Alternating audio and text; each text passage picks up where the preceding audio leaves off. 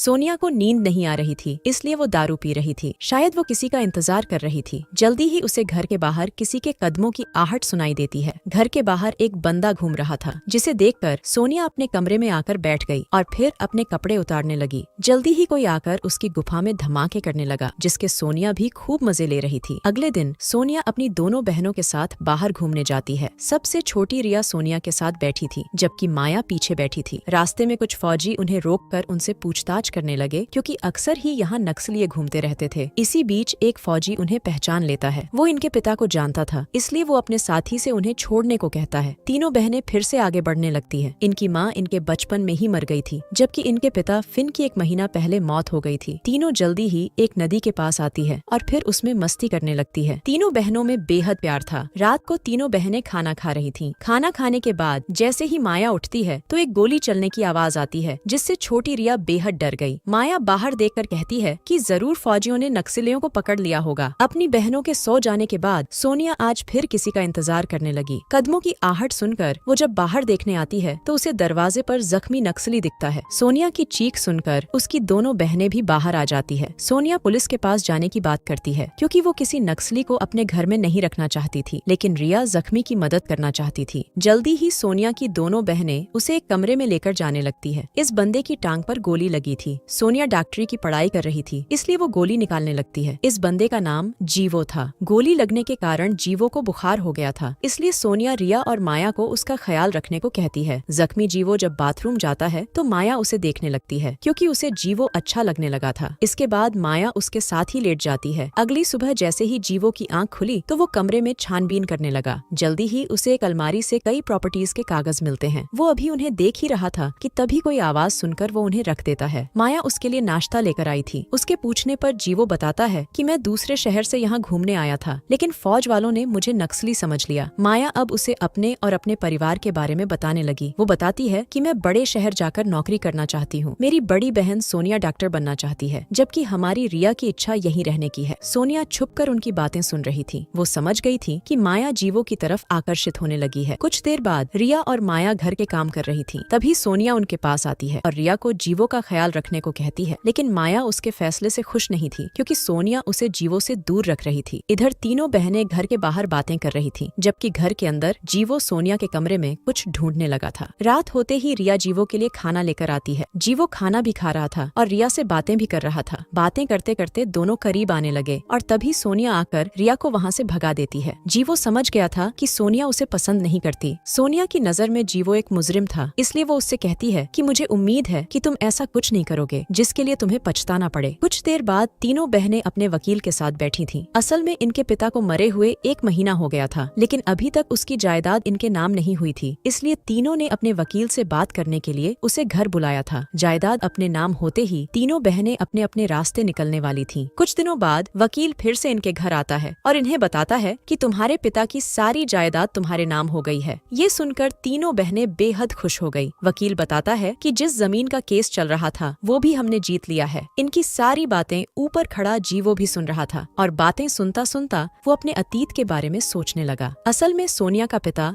Fin काफी पैसे वाला था। कुछ साल पहले जीवो के पिता ने अपनी जमीन के बदले फिन से कर्ज लिया था। जीवो का पिता वो कर्ज चुका नहीं सका और उसकी जमीन फिन के नाम हो गई। इस सदमे के कारण जीवो के पिता ने खुद की जान ले ली थी और जीवो योजना बनाकर उसी का बदला लेने इनके घर आया था। वकील जिस जमीन की बात कर रहा था वो जीवो की ही थी। कुछ देर बाद सोनिया रिया के साथ सब्जी मंडी में थी। यहाँ फौजी आकर सभी को घर जाने को कहते हैं। सीमा नाम का फौजी सोनिया को भी घर जाने को कहता है और सोनिया उसकी बात मान लेती है। देर रात को सीमा सोनिया के घर आकर उसकी गुफा में धमाके करने लगता है और जीवो उन दोनों को देख लेता है। असल में सोनिया का सीमा के साथ चक्कर चल रहा था। इस बारे में उसकी बहनें तो कुछ नहीं जानती थी, लेकिन जीवो को सब पता चल गया था। अगली सुबह सभी मिलकर नाश्ता करने लगते हैं। इसी बीच माया अपने पैरों से जीवो को छेड़ने लगी, जिससे जीवो का खाना हलक में अटक गया। माया जिस तरह जीवो की तरफ देख रही थी उससे सोनिया समझ जाती है कि जरूर उसने कोई शरारत की है। नाश्ता करने के बाद जीवो नहाने लगा। जख्मी होने के कारण वो रिया से मदद मांगता है। उसकी बात मानकर रिया उसकी मदद करने लगी और तभी माया उन्हें देख लेती है और दोनों को साथ देखकर वो जलने लगी। दूसरी तरफ सोनिया को अपने पैसे नहीं मिल रहे थे। काफी ढूंढने के बाद वो माया के कमरे में आकर देखने लगी और उसे अपने पैसे मिल जाते हैं। वो माया से इस बारे में पूछती है, लेकिन उसे तो इस बारे में कुछ भी नहीं पता था। सोनिया को लगने लगा कि माया माया सारे पैसे लेकर घर से भागना चाहती है और इसी कारण दोनों में झगड़ा होने लगा। असल में ये पैसे जीवो ने यहाँ रखे थे ताकि वो इनमें झगड़ा करवा सके। माया का मूड कुछ ठीक नहीं था, इसलिए वो जीवो के साथ बाहर खेतों में आ गई। यहाँ कुछ देर बातें करने के बाद जीवो उसकी गुफा में धमाके करने लगा। जैसे ही दोनों घर आते हैं तो सोनिया उनके गंदे कपड़े देख सब समझ गई। रात को फिर किसी वजह से सोनिया और रिया में झगड़ा होने लगा। दोनों बहनें एक दूसरे को बहुत बुरा भला कहती हैं, जबकि उनका झगड़ा देखकर रिया रोने लगी थी। वैसे ये झगड़ा भी जीवो ने ही करवाया था। देर रात को सोनिया अकेली बैठी दारू पी रही थी और इसी बीच जीवो उसके पास आकर बैठ जाता है। सोनिया उसे बताती है कि मैं अपनी बहनों से बहुत प्यार करती हूँ। माया भले ही गुस्सा करती रहती है, लेकिन वो मन की बहुत अच्छी है। ऐसी ही बातें करते करते वो रोने लगी और जीवो उसे सहारा देने लगा। तभी माया उन दोनों को साथ में देख लेती है। उसे लगता है कि सोनिया जीवो को उससे छीनना चाहती है, इसलिए वो फिर से सोनिया पर गुस्सा करने लगी। कुछ देर बाद जब जीवो अपने कमरे में था तो माया उसके पास आकर उसे रिझाने लगी, लेकिन जीवो उसे सोनिया से माफी मांगने को कहता है। ये सुनकर माया एक बार फिर से सोनिया से लड़ने लगी। अब उसे लगने लगा था कि जरूर सोनिया ने उसके बारे में जीवो से कुछ कहा है। दोनों बहनों में झगड़ा बढ़ता ही जा रहा था, जिससे दुखी होकर रिया बाहर चली गई। जीवो भी उसके पास आ गया था। दोनों बातें करने लगे और बातों ही बातों में जीवो उससे कहता है कि मैं तुमसे प्यार करने लगा हूँ। रिया जीवो की मीठी मीठी बातों में फंस जाती है और इन दोनों का चक्कर शुरू हो जाता है। अब दोनों पूरा दिन साथ में बिताते और मौका मिलने पर एक दूसरे का पानी भी निकालते। रिया को जीवो के साथ खुश देखकर सोनिया तो बेहद खुश थी, लेकिन माया आग की तरह जल रही थी। वो गुस्से में आकर रिया के खाने में कांच डाल देती है, जिससे उसका मुंह जख्मी हो जाता है। जीवो जानता था कि ये काम सोनिया का है, लेकिन वो किसी से कुछ नहीं कहता। अगले दिन जब माया जीवो के साथ सब्जी लेने आई हुई थी तो एक लेडी जीवो को जेम्स कहकर पुकारती है। माया को अजीब तो लगता है, लेकिन वो इस बात पर ज्यादा ध्यान नहीं देती। कुछ देर बाद वो दोनों घर आ गए। जीवो रिया के साथ बाहर था, इसलिए माया उसके कमरे की तलाशी लेने लगी। जल्दी ही उसके हाथ जीवो की आईडी लग गई, जिसमें उसका नाम जेम्स लिखा हुआ था। माया जल्दी जल्दी सबको उसकी सच्चाई बता देती है। लड़कियों के पूछने पर जीवो उन्हें अपनी पूरी कहानी बता देता है। वो कहता है कि मैं आया तो बदला लेने था, लेकिन तुम तीनों को जानने के बाद मैंने अपना इरादा बदल लिया। सब कुछ जानने के बाद भी सोनिया ने जीवो को घर से नहीं निकाला था, जिस कारण माया गुस्से में आकर सीमा को जीवो के बारे में बता देती है। जीवो के बारे में सुनते ही सीमा माया को लेकर उसके घर की तरफ जाने लगा, लेकिन खूबसूरत माया को देखकर साले की नीयत बिगड़ गई। माया जल्दी जल्दी गाड़ी से उतरकर भागती है, मगर ज्यादा दूर नहीं जा पाती। सीमा पहले उसकी इज्जत लूटता है और फिर वो साला उसे मार देता है। अगली सुबह सोनिया और रिया को अपनी बहन की लाश खेतों में मिलती है। जीवो रिया को संभाल रहा था, जबकि सीमा सोनिया के साथ था। सोनिया बेहद दुखी थी, इसलिए सीमा उसे छोड़कर जीवो को ढूंढने लगा। वो जीवो को पकड़कर उसे बहुत मारता है। ये देख सोनिया उसे रिझाने लगी ताकि जीवो को बचाया जा सके, लेकिन सीमा सोनिया को ही पकड़ लेता है। इससे पहले कि वो साला उसे मारता, जीवो पीछे से सीमा पर हमला कर देता है। अब जख्मी सीमा उन्हें बताता है कि तुम्हारी बहन माया को मैंने ही मारा था। ये सुनते ही सोनिया को इतना गुस्सा आता है कि वो उसे जान से मार देती है। वो जानती थी कि फौज कभी भी उनके घर आ सकती है, इसलिए वो रिया और जीवो को घर से दूर भेज देती है और सीमा की मौत का इल्जाम खुद पर ले लेती है। इसी के साथ इस कहानी का यही अंत हो जाता है।